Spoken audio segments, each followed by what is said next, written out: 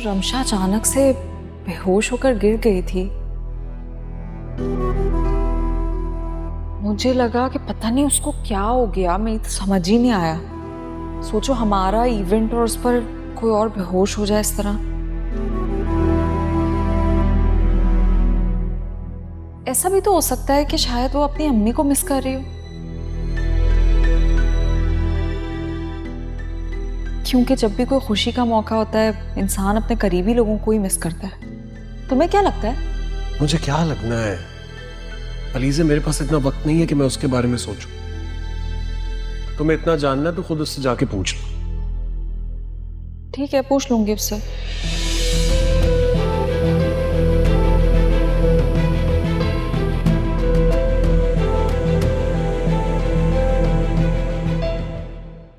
अलिफ बा ता सा जीम हा हा। इतना मुश्किल है हा को हलक से अदा करना। हा। बीबी जी, आप कायदा पढ़ रही हैं? हाँ। क्यों, क्या हुआ? तुम हंस क्यों रही हो? हंसू नहीं तो क्या करूं, मुझे तो समझ ही नहीं आ रहा। ये कायदा तो मेरी 5 साल की बेटी पढ़ती है, आप इतनी बड़ी होकर कायदा पढ़ रही हैं। रमशा बीबी, आपने अभी तो कुरान पाक नहीं पढ़ा? मैंने कुरान पाक बहुत दफ़ा पढ़ लिया, बल्कि अपनी पूरी ज़िंदगी में रमज़ानों में कुरान पाक इतनी मर्तबा पढ़ चुकी हूँ कि मैं अब भूल गई हूँ कि मैंने कितनी मर्तबा दोहराया। लेकिन अब मैं कुरान पाक को तजवीद के साथ पढ़ रही हूँ। तजवीद के साथ? हाँ, कुरान पाक का हक है कि उसे सही तलफ़्फ़ुज़ के साथ, कवायद और अच्छी अदायगी के साथ पढ़ा जाए। तुम्हें पता है, जिस इस्लामिक अकेडमी में मैं पढ़ती हूँ ना, वहाँ पे एक क्लास तजवीद की भी होती है। तो जब मैंने तजवीद की क्लास लेना शुरू की तो फिर तब मुझे अंदाज़ा हुआ कि कुरान पाक पढ़ने में मेरी बहुत सी गलतियाँ हैं। काफ़ी हुरूफ तो मुझे अदा ही नहीं करने आते थे।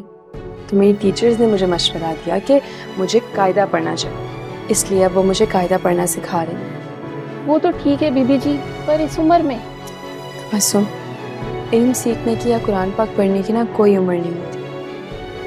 ये तो अल्लाह पाक जब चाहें जिसको चाहें हिदायत दे देते हैं, और हमें चाहिए कि उस मौके से फ़ायदा उठाएं। ठीक है बीबी जी, जब आप कुरान पाक तजवीद से पढ़ लेंगी तो आप मुझे भी तजवीद से कुरान पाक पढ़ना सिखाइएगा। इंशाअल्लाह, ज़रूर।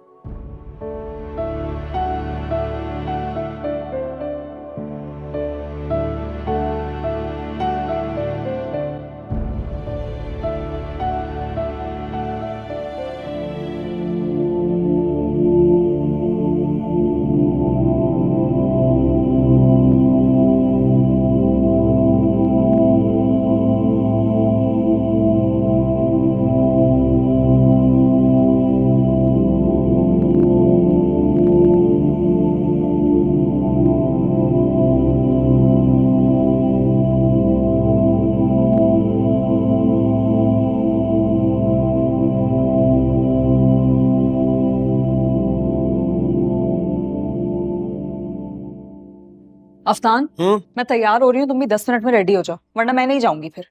यार अलीज़े, वैसे ही बहुत अफसोस की बात है। मैं नोटिस कर रहा हूँ शादी के बाद से ना तुमने अपने मजलूम शौहर पे कुछ ज्यादा ही जुल्म करना शुरू कर दिया। थोड़ी देर में तैयार हो रहा हूँ, जा रहा हूँ। अरे तुम लोग अभी तक तैयार नहीं हुए हो? मामा, ये अफनान तैयार होगा तो जाएंगे ना हम।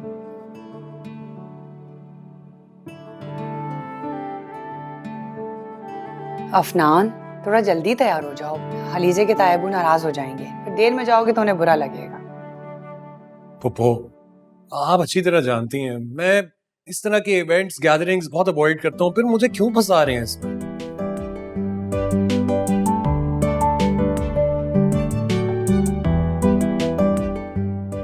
अरे अफनान, यही तो दिन होते हैं, शादी के बाद तो हर कोई फिर दावत ही देता है ना।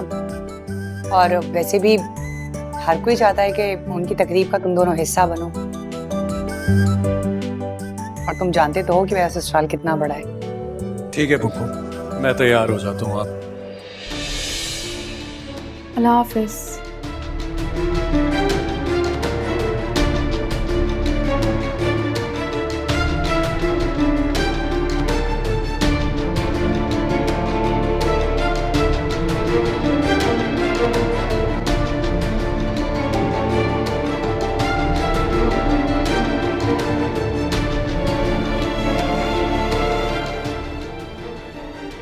उसको क्या हुआ है?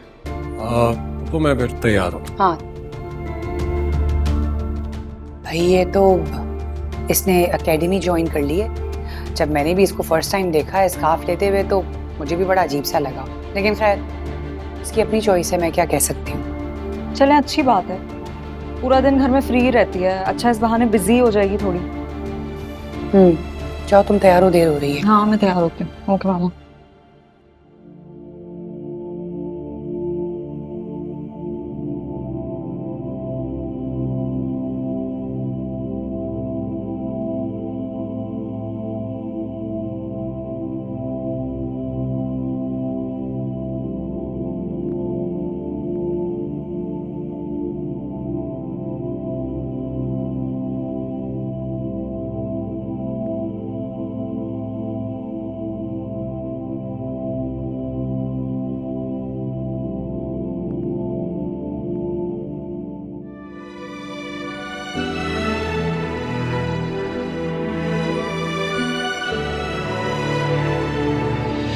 ये देखो आंटी, तुम्हें पता है मैं ये ड्रेस पहन के टिकटॉक बना रही थी, एकदम से अब्बू जी की आवाज आई तो मैं डर गई, मैंने जल्दी से जाके चेंज कर लिया। तुम ये पहनी हुई थी? तुम ये पहन के वीडियो बनाओगी? हाँ तो दिमाग खराब है तुम्हारा? बड़े अब्बू के पास आ गई ना कोई वीडियो, खैर नहीं होगी तुम्हारी।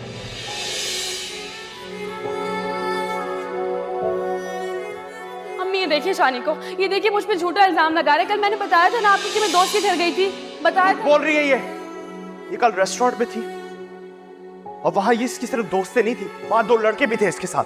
पूछे से। शानी तुम क्या कह रहे हो? बड़ी मैं झूठ नहीं बोल रहा, मेरा दोस्त वहां पे काम करता है, उसने मुझे बताया, उसने सब देखा है।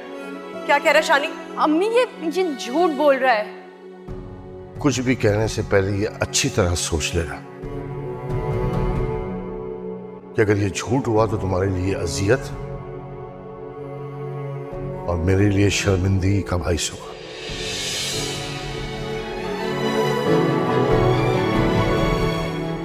क्या हो गया है? नहीं तुम्हें कुछ पता भी है आजकल लोग वीडियोस बनाने के लिए क्या कुछ कर रहे हैं? वो याद है वो एक लड़की जो टिकटॉक पे वायरल हुई थी और वो वीडियो बनाने के लिए पहाड़ पे चढ़ गई, इसने वहां जाके आग भी लगा ली थी। और तुम्हें याद है उसके साथ क्या हुआ था? जेल की हवा खानी पड़ी थी, फिर बदनामी भी अलग हुई थी। हाँ तो क्या हो गया? आजकल वायरल होने के लिए कुछ भी करना पड़ता है, बदनाम भी होना पड़ता है, इसमें कोई बड़ी बात थोड़ी है।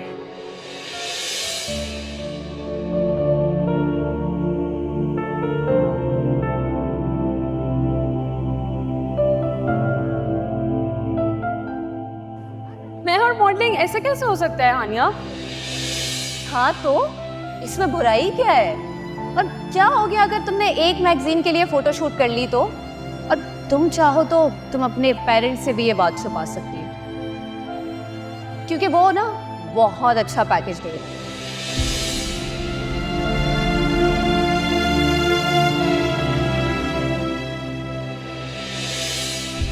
आओ एडी, आओ।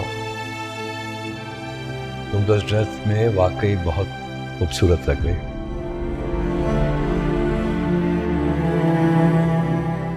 नाजुक, हसीन, बिल्कुल मेरे ड्रामे की हीरोइन।